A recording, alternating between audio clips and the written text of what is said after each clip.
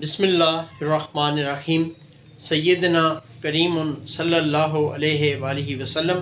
میں ہوں homeopathic doctor ظفر حمید ملک۔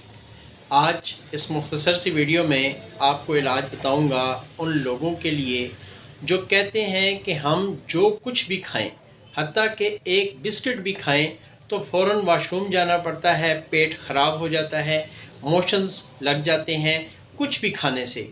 تو اس کے لیے میں اپنے کلینک پہ جو میڈیسن یوز کرواتا ہوں وہ ہے ارسینک البم۔